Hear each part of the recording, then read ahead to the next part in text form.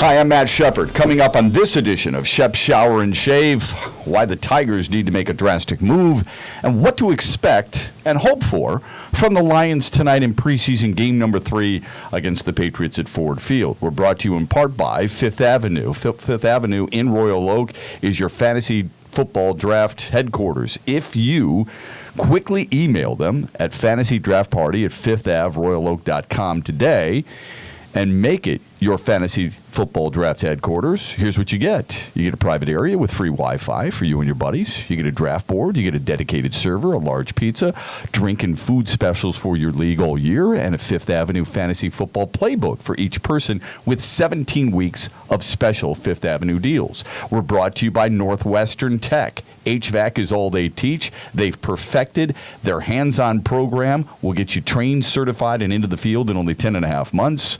Call them today at 248-358-4006. And we're brought to you by Nate Knauth Designs. He's the one who crafted the sharp Shep Shower and Shave logo. And you can find his work on Instagram and on Facebook. Here's what everybody is talking about today, and rightfully so, nationally and locally. And that is the brawl that took place, or the brawls, it's plural, the brawls that took place at Comerica Park Thursday afternoon between the Tigers and the Yankees. There's a lot of layers to this onion. You and I both know that, but there is something drastic that needs to be done. I can tell you how I feel about it, and I will. I feel like baseball has certain rules, and I know there are certain people who don't reach an expected level that play Pony League baseball and play Legion baseball and maybe a little bit of travel and say, we never acted like that. Well, no shit. That's because you're 16 and 17 years old, all right? It's pretty obvious you didn't act that way. And I know baseball players and professional athletes in general are viewed at a higher standard. But look, when you got 54 wins, you're 16, 17 games under 500. You're trying to scrap and claw your way into anything that might make you feel good. After getting embarrassed in the first 2 games, allowing 23 runs and a team to come in here, punch you in the solar plexus, flex a little bit, stand over you, laugh at you, mock you, and move on, that can be a very difficult thing to take if you're the Tigers. And if you're the Yankees, the reason you're in the position you're in, the reason you're in the number 1 wild card spot is because you didn't let anybody shit all over you. So I get all of that, all right? And I've got no problem whatsoever with retribution. It depends on how it's carried out. This started supposedly when Michael Fulmer hit Gary Sanchez. Gary Sanchez goes yard for the 4th time in the series.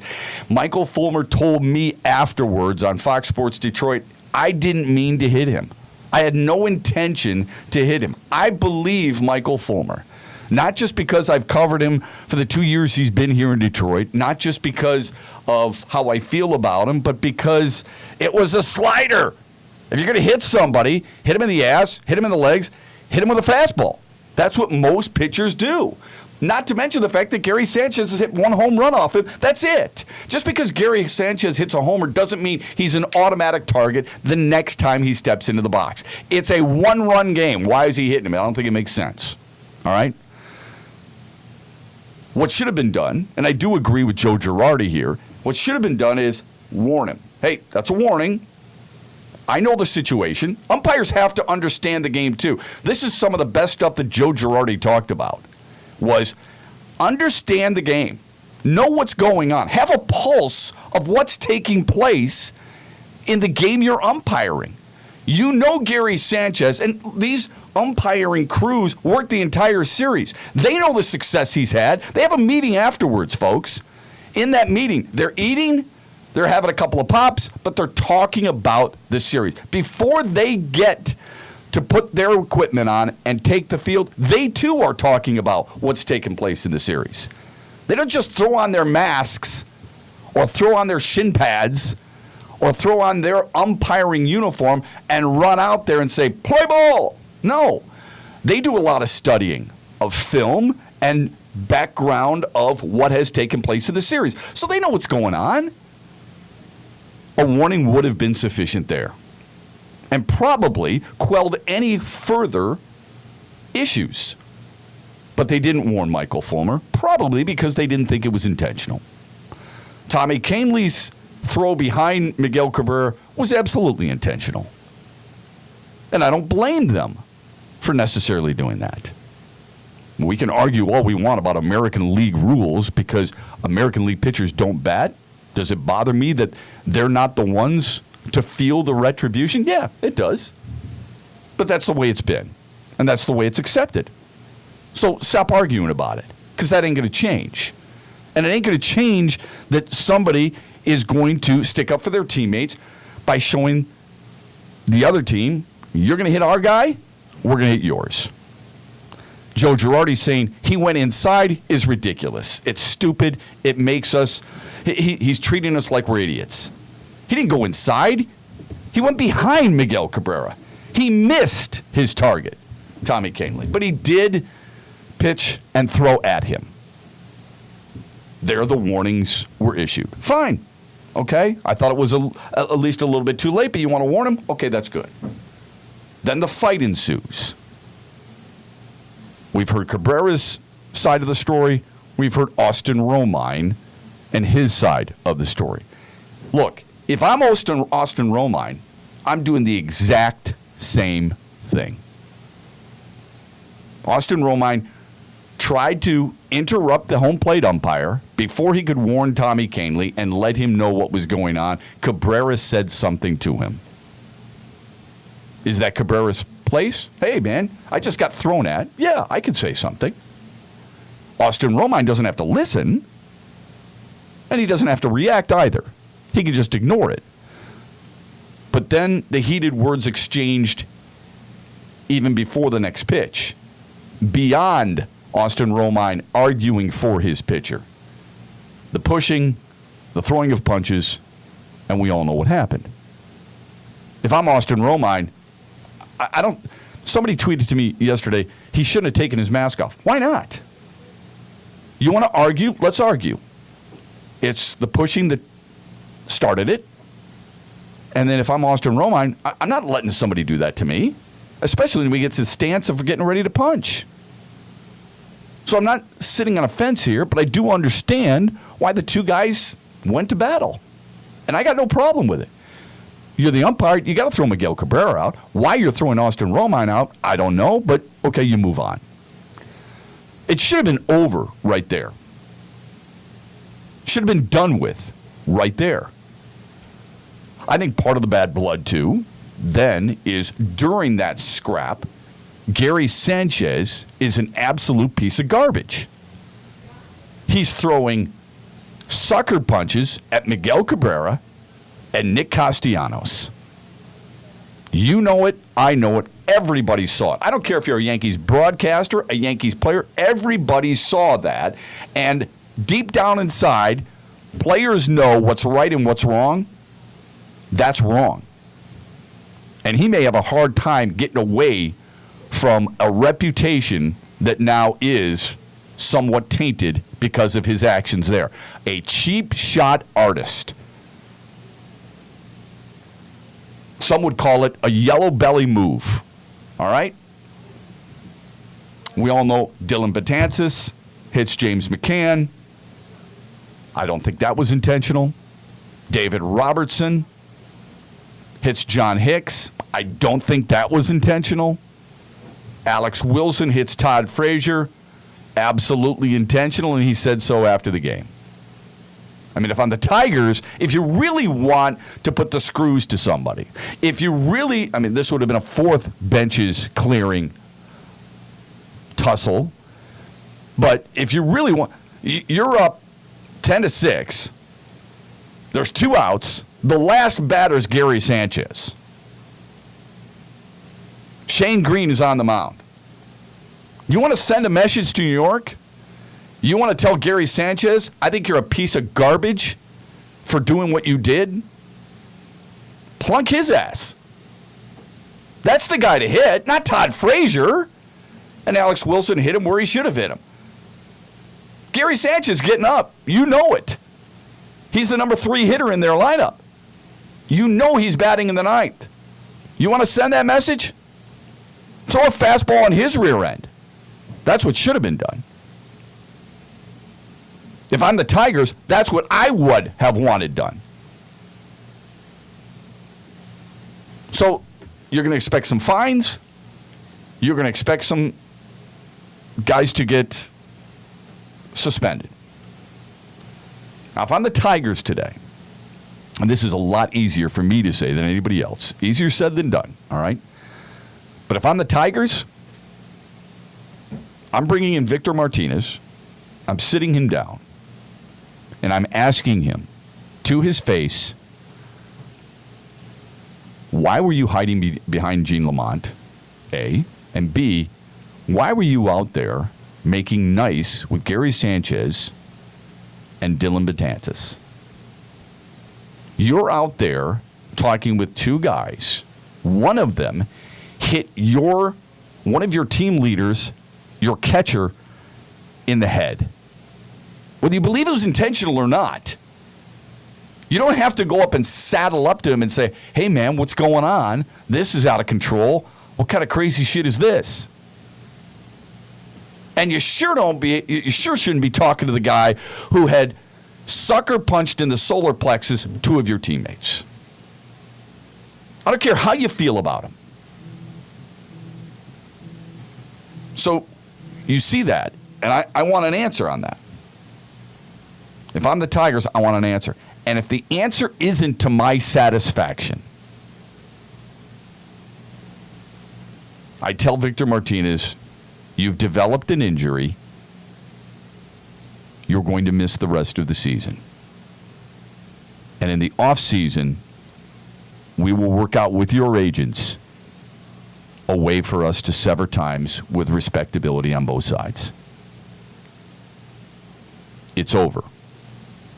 Not because of your lack of production. That's part of it. But because you have become a problem in our clubhouse. If I'm Al Avila, that's what I'm saying to Victor Martinez today. And I don't know where it turned. Because 2 years ago, he was widely viewed as a respected member of that clubhouse. He was seen as a good teammate. Last year, he gets kicked out of a game, and he leaves. He gets ejected from a game, and he leaves. He doesn't stand and wait for us to come inside the clubhouse and ask him questions. He left. He packed his bag. He showered, packed his bag, got dressed, and left, leaving the rest of his teammates to try and answer for him. That is flat-out bullcrap. You can say what you want about Miguel Cabrera. He's had a bad season, yes. It's been a frustrating one, no question. It's a bad contract. Amen. You'll want to try and move him at some point. Me too.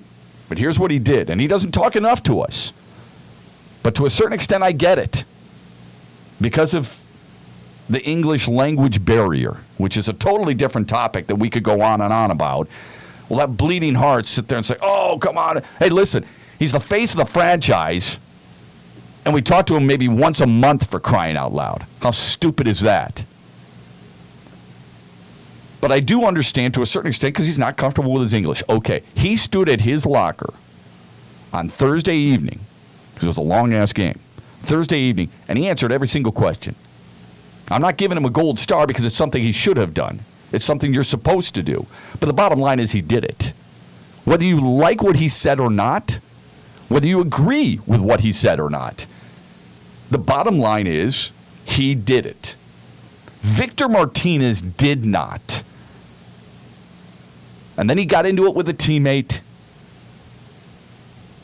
because the next day, Victor Martinez has a minion or two in that clubhouse. The next day, he didn't like what the teammate had said prior to when Victor Martinez left. When he got ejected, a teammate didn't appreciate the fact that he left. And I wouldn't either. And that teammate was vocal about it in the clubhouse. And Victor Martinez didn't appreciate it. He found out from one of his little minions there and then confronted the teammate the following day. And they went nose to nose. They went toe to toe. And they screamed at one another. And they were in each other's face. That's what guys do. They can do that and then move on, but there are certain things you're not supposed to do, and what Victor Martinez did was unprofessional, wrong, and unfair to his teammates. Part of the problem, who the coaches side with. And if you're going to side with a veteran on something like that, you lose credibility too. But if I'm the Tigers, that's what I'm doing. If his answer doesn't satisfy me on why he stood off to the side, I mean, you look at the replays, man. Gene Lamont's the oldest coach they've got on that staff. Gene Lamont's in the worst shape of any coach on that staff. And Victor Martinez is standing there. He's not in the middle of it. He's not in the fray of it. And don't give me this bull crap about how old he is, all right? Because Brad Ausmus was in the middle of it. Joe Girardi was in the middle of it. I don't want to hear about age. That is about trying to prevent something, trying to help something, trying to protect your teammates. Kirk Gibson had a great tweet on Thursday. Roll call. You know what that means? Here's what it means. You're going to look at that tape. You're going to slow it down. And you're going to find every single dude in an English D uniform and who's in there fighting for their teammates. You're going to look at that closely, and you're going to write down every single person that you see. Who's there fighting for us? Who's my band of brothers? You won't see number 41 in there. You got to find Gene Lamont, 22, off to the side, and Victor Martinez. And then you see Victor Martinez going to talk with Gary Sanchez and Dylan Betances.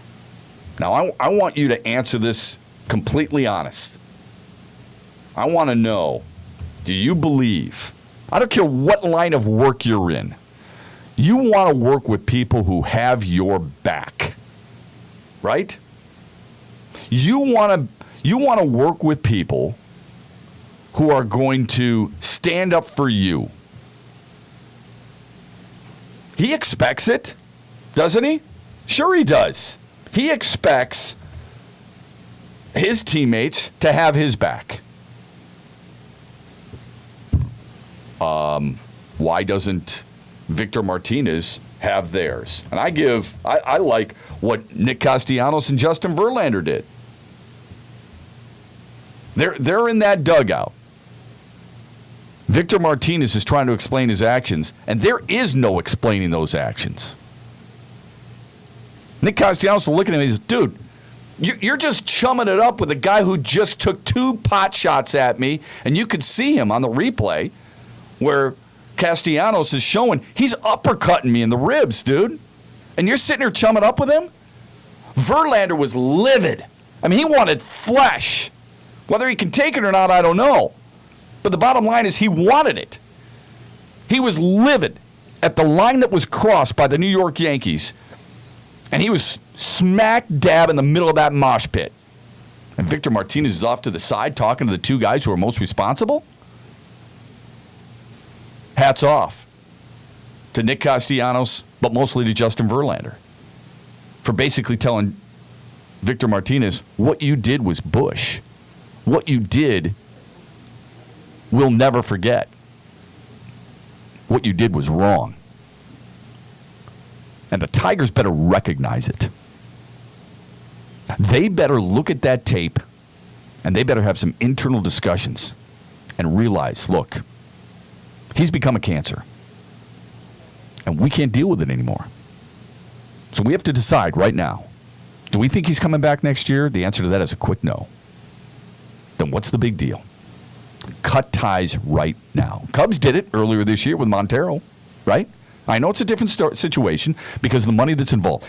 The Cubs did it. They saw something that could have fractured their clubhouse. When he's throwing Jake Arrieta, Montero did this, remember? He threw Jake Arrieta under the bus by saying, hey, listen, man, he's got to be holding runners. That's not all on me. He's out there throwing his teammate under the bus. Know your place. Victor Martinez, think about this. He's the designated hitter in a lineup where he bats 7th ahead of Jose Iglesias and James McCann. How important is he? I want you to think about that for a minute. Forget about the name. Forget about the reputation for just a fraction of a second here. I want you to think about just what was done. Not who did it, but what was done. Here's a guy who bats 7th in your lineup. If this is Justin Upton, it might be a little different story. Justin Upton is probably going to opt out. Justin Upton wasn't pleased with the whole scenario. He thought people were way too sensitive today. He said, I got hit 19 times in a season. Not once did I charge the mound. You can read into that however you wish. But the bottom line is, Victor Martinez is batting .253 and he's got 10 bombs. Big deal. Victor Martinez is, even though he's got another year left in his contract, he's 39 years old. Big deal if he moves on. And actually, he might be doing you a favor. I want you to think about this for a second. He's batting .253. He's got 10 homers. I mean, Alex Avila has played almost half the games, and he's got more homers than Victor Martinez in Detroit. It's crazy to think this. But there's 3 points to that whole scenario yesterday. There's 3 things that the baseball is going to have to look at. Major League Baseball umpires, how responsible are they for this? How responsible are the managers? How responsible are the players? But at the Tigers, strictly from their standpoint, they have to look at that video and they have to decipher whether or not he's worth keeping on this team. And I think the conclusion is that he's not, for a number of reasons. But the first and foremost reasons, even though I brought up his poor batting average, he's got a bad OPP, he's got a bad slugging percentage, he's not productive any longer. It's what he did or failed to do Thursday afternoon more than anything else. And what has transpired over the last two years. Think about it. He's angry at the fans. He's angry at the media. He's had run-ins with teammates in the clubhouse and publicly in the dugout as well. How are you going to solve that? How are you going to have that conversation with Victor Martinez knowing how Justin Verlander, Nick Castellanos, and I would tell you this, 80% at least of that clubhouse feels about him. I'm going to tell you this. On day games, there's no batting practice. Those guys hitting the cage. The Tiger pitchers are in left field. And you can, there's different ways you can do a cardio workout. You can run around the field if you want, but that's boring, So you try to make it a little bit more exciting. So a lot of times what they do is they run football routes. And some members of the strength and conditioning coaching staff throw them passes. And they have fun with it. It's a way to get a workout, build up a sweat and a lather, and you move on.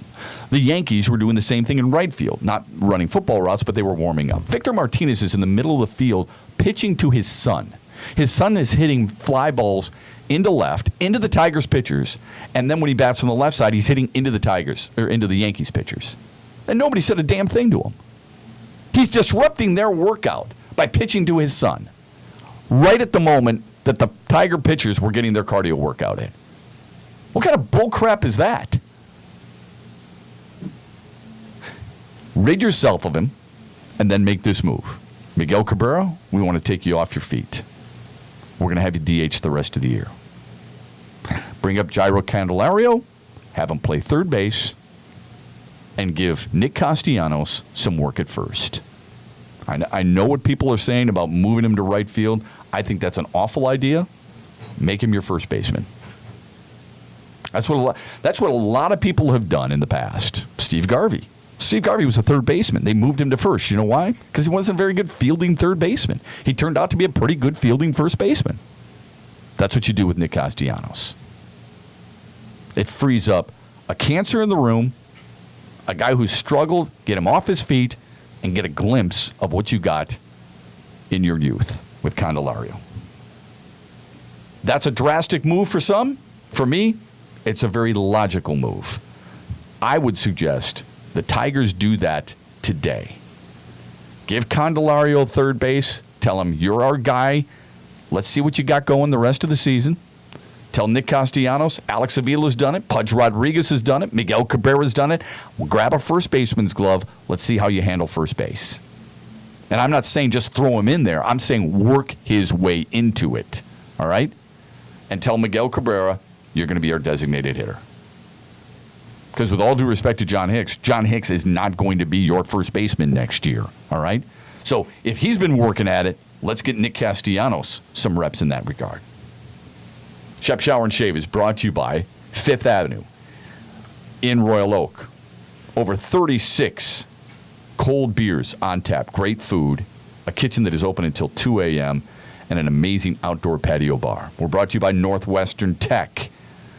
HVAC companies in the area will tell you if you want to go and become an HVAC expert, you go to Northwestern Tech, get trained, certified, and into the field in only 10 and a half months. And by Nate Noth Designs. Nate Noth Designs designed Shep Shower and Shave logo. His work's on Instagram and on Facebook. Lions play the Patriots tonight, and I know how you feel about their preseason thus far. Defensively, Detroit's been very good. But you've also faced Scott Tolzien, Bryce Petty, and players like that. Christian Hackenberg. Now you get a chance to see them face Tom Brady. How long? I'm not sure. Everybody knows how great Tom Brady is. He's perhaps the greatest of all time. The numbers associated with Tom Brady are absolutely mind-popping. I mean, you look at the New England Patriot notes and you just think to yourself, oh my God, how much more can you really give us? How much more is there? He's tied with Peyton Manning, Drew Brees, Aaron Rodgers with 4 seasons of 30 or more touchdowns. He's thrown 4,000 yards 8 times in his career. His 183 regular season wins are second most all-time in NFL history. He's only 3 behind Manning and Favre, who each have 186. Brady's led the Patriots to 11 12-win seasons. That's tied with Peyton Manning for most 12-win seasons in a career. He's about to play his 18th year with the Patriots. That's the most of any quarterback with one team. All right? He started 235 regular season games. Only Brett Favre and Peyton Manning have started more. Not to mention his postseason numbers and all the things that he's meant to the New England Patriots. Really is amazing. All right? NFL Pro Bowl again for the 12th time, an All-Pro second team, all the things that he's done. It's truly remarkable. Can't wait to see it. But even when he's out, you'll get a pretty good measuring stick because you believe Jimmy Garoppolo. A lot of teams are interested in him, right? Interested in Jimmy Garoppolo. He could start for a lot of teams, many people have told me. Whether that's true or not, I don't know. I mean, he seems like he's okay. But let's not get caught in a Matt Castle moment. You remember when Tom Brady got hurt, Matt Castle played. His team won 11 games. They didn't make the playoffs, but they did win 11 games, so everybody felt like, oh, he's the guy. Then he goes to Kansas City, and he grabs the bed. So let's be careful there. But we do expect to get a hell of a test from Tom Brady, Julian Edelman, and the rest of that New England offense. And before you start ripping on Julian Edelman, and I know what people think, it's all about, when it's about the New England Patriots, it's all about Bill Belichick, and I get that because of all the things that Bill Belichick has been able to do. He's been unbelievable. He's the greatest coach in the history of football, probably. But don't forget this. Julian Edelman had his second 1,000-yard season last year. He had a career-best 1,106 yards. And here's what you'll say. Well, yeah, but that's Tom Brady throwing him the football. It is interesting how when Tom Brady throws somebody a football, Deion Branch, Rob Gronkowski, Julian Edelman, Danny Amendola, whomever, he's making them better. If somebody else throws a football, Stafford to Tate, Stafford to Jones, Stafford to Ebron, Stafford to Pettigrew, Stafford to Calvin Johnson, it's the other player making your quarterback better. Strange, isn't it? Yeah, me too. Edelman's pretty damn good. Third all-time in postseason catches. He's got 89 postseason catches. Only Jerry Rice and Reggie Wayne have had more. He's the Patriots' all-time leader in postseason catches and postseason receiving yards with 1,024. So he's done something right. You know the story. A quarterback at Kent State where he threw for over 1,800 yards and 13 touchdowns. And also, by the way, led his team in rushing with 1,500 yards, averaging 7.5 yards per carry. Pretty impressive. I think that's the narrative. I think it's, well, the Lions' defense is going to get a really good look. You know what I'm just as excited about? I'm just as excited to see the Lions' offense against the Patriots' defense.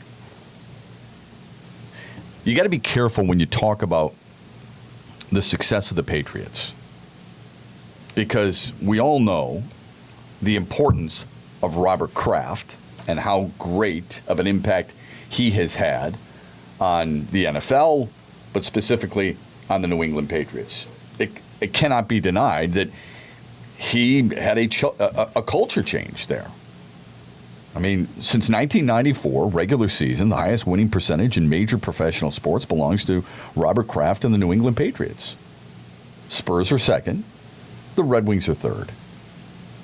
We know the most home wins since 1994 belong to the Patriots, then the Packers, and then the Steelers. They've had a 252-game sellout streak. Their Super Bowl championships since 1994 are the most, 5. Their conference championships since 1994 are the most. Their division championships are the most. Their playoff victories are the most. Their playoff games played. Their playoff seasons, 16 straight seasons. Sure, it's Brady. Sure, it's Belichick. But it's also Robert Kraft, because he builds it the right way, or lets his people build it the right way. I mean, think about this. The New England Patriots are 76-22 in the regular season against the AFC East. They have completely dominated their entire division. That's the best in football. The Colts are second, most of that because of Peyton Manning. The Packers are third. And here's a little nugget for you. Tom Brady in his career is 20 against the Buffalo Bills. He's got 26 wins in his career against Buffalo. That's the most against any individual team for one quarterback in the history of football. Tied with, who do you think? Brett Favre, who had 26 against, you guessed it, the Lions. But I'm looking most forward to watching the Lions offense against this Patriots defense, because not enough credit has been given to New England's defense. It's all about Belichick and Brady. The Patriots defense allowed an NFL low 15.5 points per game last year.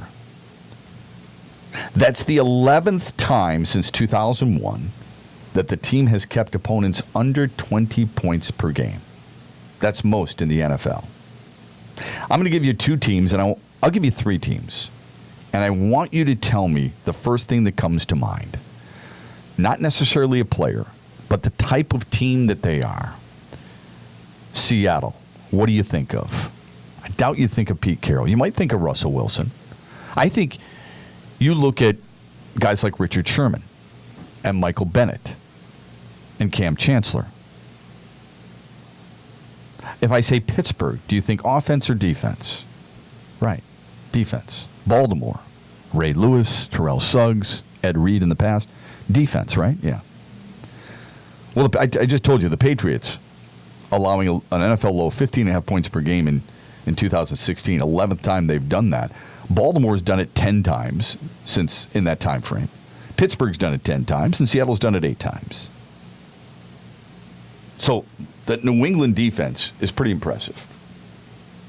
They allowed 27 touchdowns scored. Only the Giants allowed fewer. Since 2001, the Patriots, on 3 different occasions, have allowed 27 or fewer. So in 2003, they allowed 23. In 2006, they allowed 24. In 2001, they allowed 26. In 2016, they allowed 27.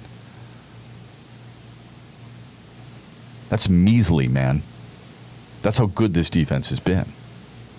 They've held opponents last year. They held opponents to 20 points or less in 11 games.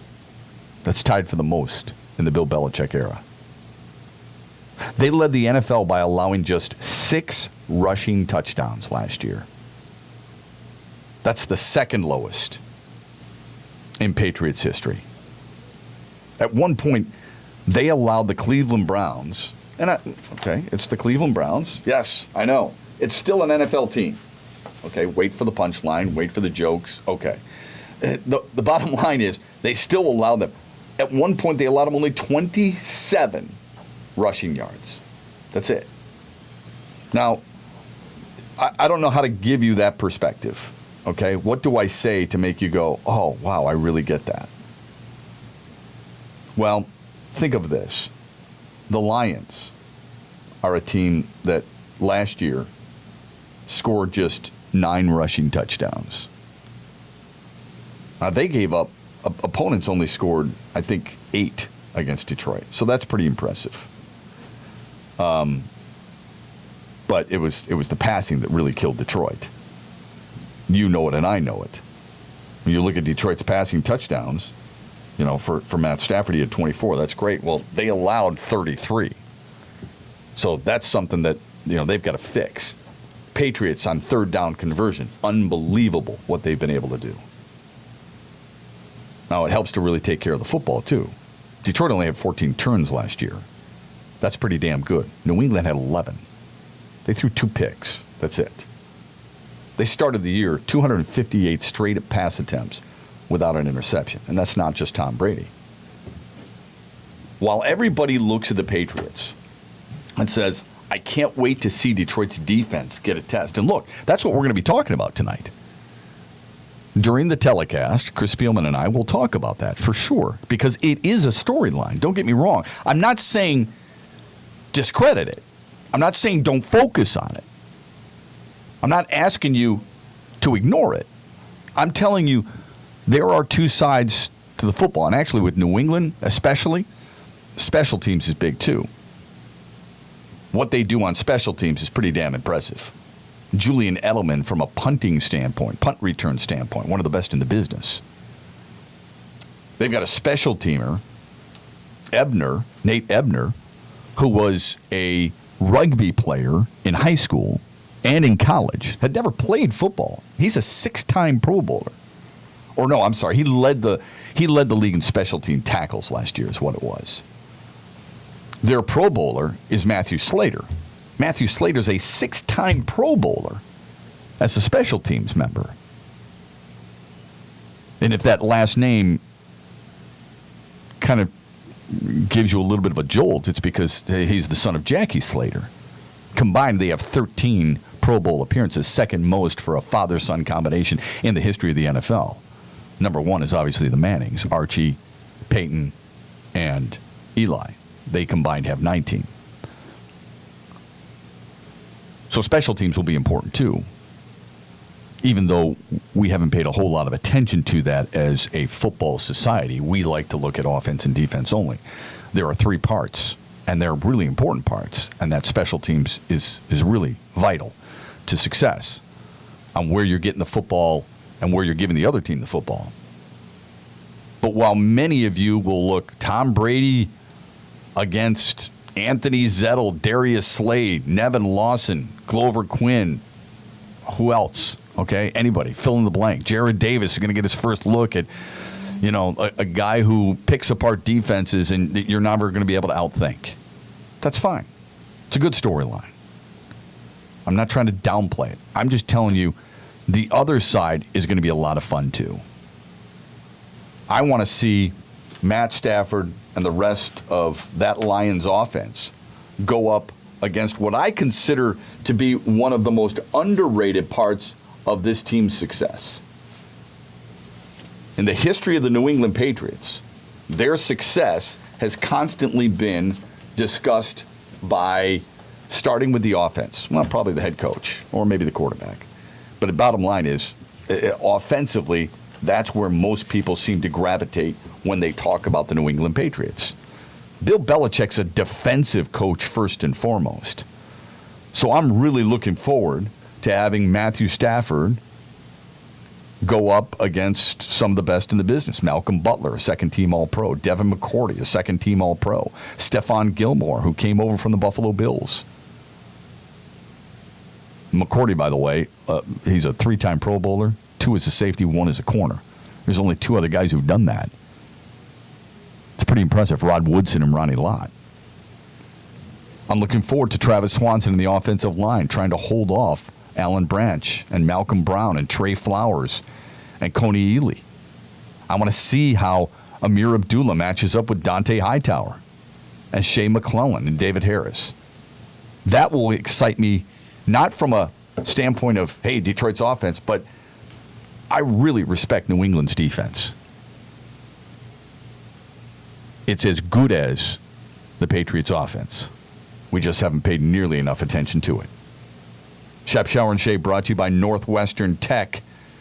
Go to their website, northwesterntech.edu. By Nate Knopf Designs.